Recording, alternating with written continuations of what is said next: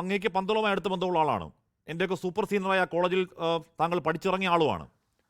പള്ളിക്കെട്ട് ശബരിമലയ്ക്ക് എന്ന വീരമരുടെ പാട്ട് നമ്മുടെയൊക്കെ എന്താണ് നിത്യജീവിതത്തിൻ്റെ ഭാഗം പോലുമാണ്. ആ പാട്ട് എല്ലാ ദിവസവും ഒന്നും കേൾക്കാത്ത ഒരു പന്തളംകാരനും അല്ലെങ്കിൽ ചുറ്റുവട്ടത്തുള്ള ഒരാളും ഉണ്ടാവില്ല.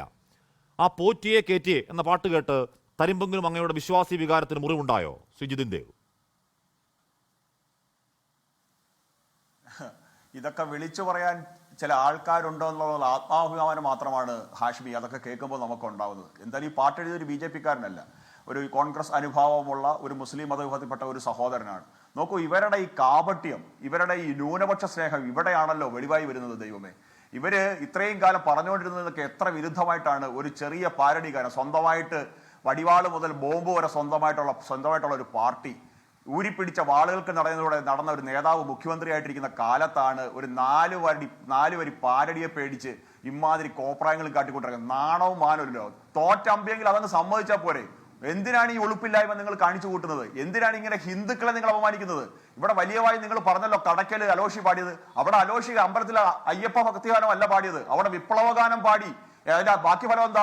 കടക്കല് ഇന്നേ വരെ മറ്റു പാർട്ടിക്ക് മെമ്പർമാരുണ്ടാകുന്ന സ്ഥലത്ത് BJP-യുടെ ഒരു മെമ്പർ ഉണ്ടായി കടക്കൽ പഞ്ചായത്തിൽ. അതിന്റെ റിസൾട്ട് അതാണ്. പിന്നെ അങ്ങ് പറഞ്ഞല്ലോ മതവികാരം വ്രണപ്പെട്ടു. ഏത് കമ്മ്യൂണിസ്റ്റുകാരന്റെ മതവികാരം വ്രണപ്പെട്ടത്? എന്നാണ് നിങ്ങൾക്ക് ഈ മതബോധമൊക്കെ ഉണ്ടായത്? ഇവിടെ അതിനകത്ത് എനിക്കൊരെതിരെ അഭിപ്രായമുണ്ട്. അവിടെ അമ്മിണിമാരെ കയറ്റിയത് മാറ്റിയിട്ട് കനകദുർഗമാരുടെ പേരിലൂടെ പറഞ്ഞു തന്ന അഭിപ്രായം എനിക്ക് അതിനകത്തുള്ളൂ ആ പാട്ടിനകത്ത്. പിന്നെ പോറ്റിയെ കയറ്റിയത് നിങ്ങളല്ല, കോൺഗ്രസ്സുകാരാണ് നിങ്ങളുടെ വാദം.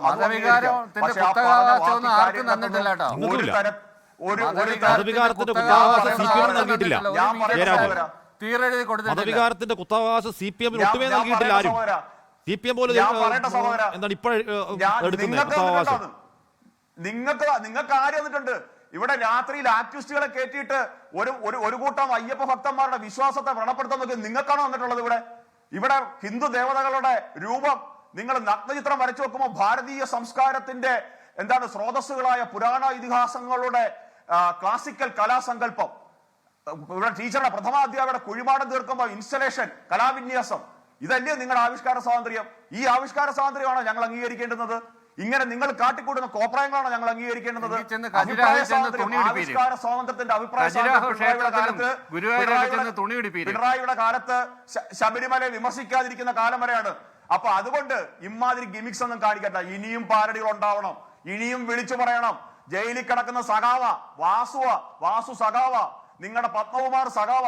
ജില്ലാ കമ്മിറ്റി അങ്ങനത്തെ പുറത്താക്കിയില്ലല്ലോ. എന്തേ മുട്ടിടിക്കുന്നേ? പുറത്താക്കിയ വേറെ പല പേരും പത്മകുമാർ പറയും.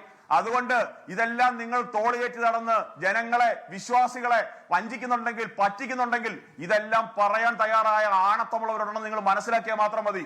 അതുകൊണ്ട് ഇതൊന്നും കാട്ടി നിങ്ങൾ കേസ് കാട്ടി പേടിപ്പിച്ചൊന്നും ഈ നാട്ടുകാരെ പറ്റിക്കണ്ട. അതുകൊണ്ട് കുഞ്ഞബ്ദുള്ള പാരഡി എഴുതിയില്ലെങ്കിൽ പാരഡി എഴുതാൻ തയ്യാറായിരിക്കുന്ന നൂറുകണക്കിന് ആൾക്കാർ വേറെ ഉണ്ടാവും. ഹാഷ്മി, ലോകത്തെവിടെയായാലും ഏത് സമയത്തും 24 വാർത്തകളും ഓഗ്മെന്റഡ് റിയാലിറ്റി പാക്കേജുകളും എക്സ്പ്ലെയിനറുകളും വിശദമായി കാണാൻ ഞങ്ങളുടെ YouTube ചാനൽ നിങ്ങൾക്ക് സബ്സ്ക്രൈബ് ചെയ്യാം.